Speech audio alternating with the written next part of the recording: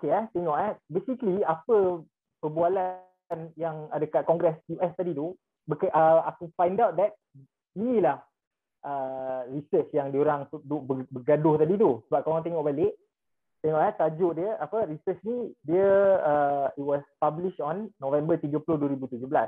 Tengok tajuk dia pula Discovery of a rich gene pool of bad SARS-related coronaviruses provide new insight into the origin of SARS coronavirus. Maksud dia kan, basically biar aku summarizekan apa yang diorang nak buat dengan research ni kan.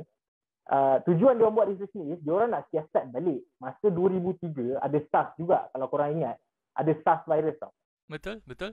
Ada pandemik. So virus tu pun datang dari China. So basically kenapa diorang buat research ni, diorang nak cari balik virus tu datang dari mana, supaya diorang boleh identify virus tu datang dari mana, bahagian mana, kawasan kat mana yang China tu bahaya, ada potential pandemic punya reservoir.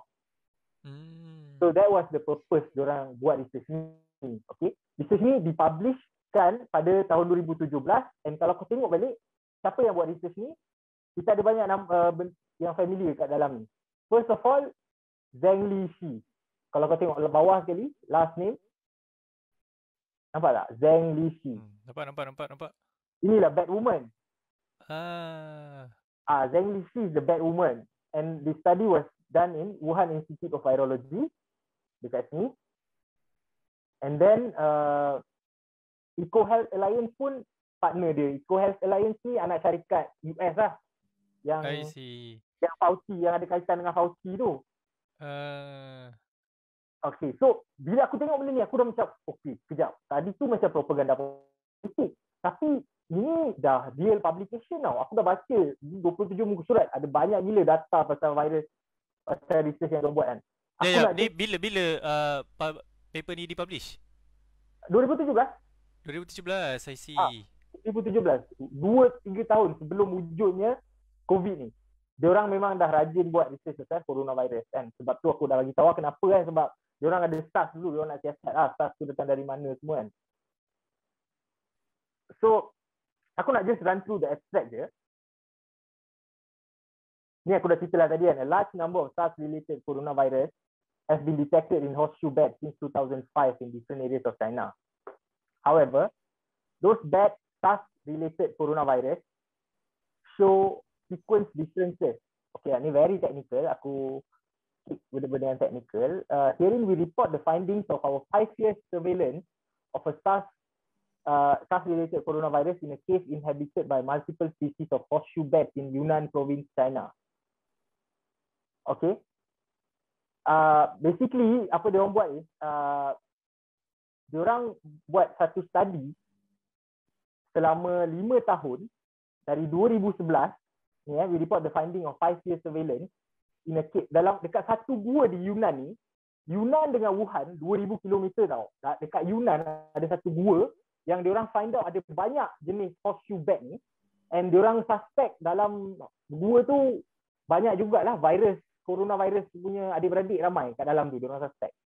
So diorang pun pergilah buat kajian ni. 5 tahun tau diorang buat, 2011 hingga 2015. So based on that, diorang jumpa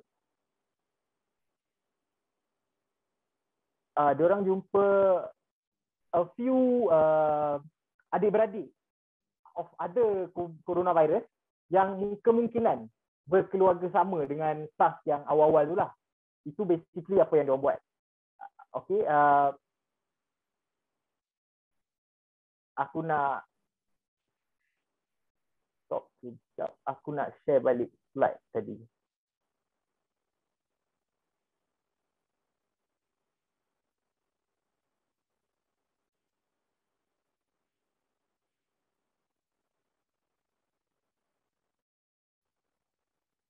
So aku straight jump pada result result yang diorang jumpa dekat based on that research yang sama tu kan. We have carried out a 5-year longitudinal surveillance April 2011 to October 2016 on SARS-related coronavirus in bats from a single habitat in Kunming, Yunnan province. A total of, basically dalam research yang diorang buat kan, diorang ambil 600 sampel tau.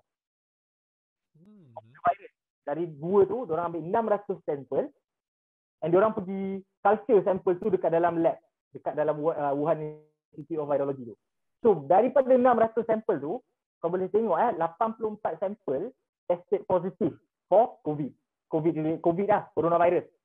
Bukan COVID. COVID-nya family lah. COVID-nya family, coronavirus. Empat lah, daripada 600 lebih, 84 tested positif. Ini 2017 84 tested positif for coronavirus. Okay. After that,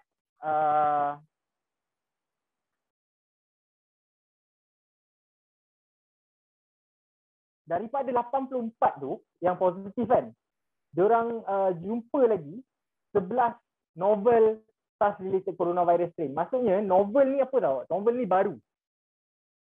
Okay. Novel ni baru tau. Maksudnya daripada 84 yang positif tadi kan, 11 adalah satu strain varian baru.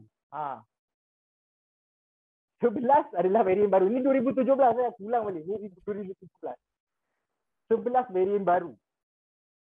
Okay. So diorang 11 varian baru ni pun diorang buatlah genome sequencing, diorang kaji balik dia punya genetic sequence macam mana, DNA dia macam mana, apa semua diorang kaji kan. Ini memang aku betul-betul terkejut lah bila this was very disturbing for me. Diorang jumpa, tengok apa yang aku highlight, yang aku underline kat sini. Cell entry studies demonstrated that 3 newly identified SARS-related coronavirus with different S protein sequence are all able to use human ACE2 as the receptor. So maksud dia apa, aku akan elaborate in the next slide. Korang tengok. To assess, tengok part yang aku highlightkan je, yang atas tu technical sangat. Maybe technical kita sembang hari lain. Yang aku highlighted tu kan, to assess whether the 3 novel SARS-related coronavirus can use human ACE2 as cellular entry receptor, we conducted virus infectivity studies using HeLa cells with or without the expression of human ACE2. All viruses replicated efficiently in the human ACE2 expressing cells. Firstly, aku nak explain dulu lah, human ACE2 tu apa? Human ACE2 tu, ACE2 maksudnya angiotensin converting enzyme. Maksudnya ACE2 ni dia ada dalam permukaan sel kita tau. Kau bayangkan sel kita ada kunci. Okay? Lock and key, right? Exactly, lock and key kan. So ACE2 ni dia macam mangga tau. Dia macam lock kan. Dia macam lock. Kalau virus nak masuk, dia kena buka, guna kunci yang betul, dia buka baru dia boleh masuk and jangkit kita. I see, okay. Okay, so basically apa yang diorang buat, diorang ambil 3 basically diorang jumpa 11 strain yang baru kan masa 2017 tu. Out of that 11, diorang find out 3 daripada 11 tu boleh infect, boleh buka mangga dalam sel badan kita. Boleh infect manusia. Oh, kira yang sebelum ni tak boleh infect pun? Tak. So the new variant yang diorang culture dalam lab tu boleh? Boleh infect. Oh, okay. So, Kejap. Bukan diorang culture, diorang jumpa. Kan? Diorang jumpa. Diorang jumpa lepas tu diorang culture lah dalam lab. Yes lah, maksudnya dia jumpa from daripada bat tu ada novel coronavirus tu kan? Yes. But tadi masa yang kat atas result tu dia ada tulis ni 11 daripada 604 tu dia jadi variant baru. Dia bukan jadi variant baru. Dia bukan jadi variant baru, dia memang adalah benda baru, dia novel. So dia adalah benda baru. Dia wujud dalam sorry doktor. Sambung doktor. Tak, so maksudnya daripada dia ambil pada bat tu 11 of them is novel, benda baru kan. So, betul. Kita jumpa adalah and bila dikaji semula yang variant baru ni boleh masuk ke dalam manusia. Itu kan dia punya secara ringkasnya kan. Melalui yang ACE ni. ACE ni dekat dalam badan kita banyak, dekat kita punya apa tu, buah pinggang semua pun ada pakai ACE ni. So maksud dia nak bagi tahu yang bahawa bila diorang jumpa apa tu bat ni ada 11 novel baru ni yang 8 berapa yang boleh yang ada ACE. Betul ke? Berapa banyak? 11 baru, 3 ada ACE. 3 ada ACE. Itu je kan maksudnya kan? Betul. Alright. So Itu yang mengejutkan aku lah as a researcher. Aku macam amazed gila tengok benda ni kan. Like dia betul dia orang buat yang aku nak balik pada debate dekat kita tengok dekat Kongres US tadi kan. Okay. Inilah yang dia orang debate macam Senator Rand Paul cakap ini ialah gain of function research. Basically korang dah ambil yang baru virus baru, korang dah cuba infect dekat badan sel manusia. Senator Rand Paul cakap itu aku dah kira itu as a gain of function. Tapi Fauci pula dia guna the technical terms untuk cakap tak. Kalau gain of function maksudnya kita orang ubah tuai virus yang sedia ada. Ya betul. Beza dia. Gain of function maksudnya kau ubah tuai genetic material of a existing virus. Lepas tu kau buat dia lagi deadly. Itu gain of function. Tapi apa yang dia orang cakap sini ialah ini bukan gain of function. Tapi yang aku nak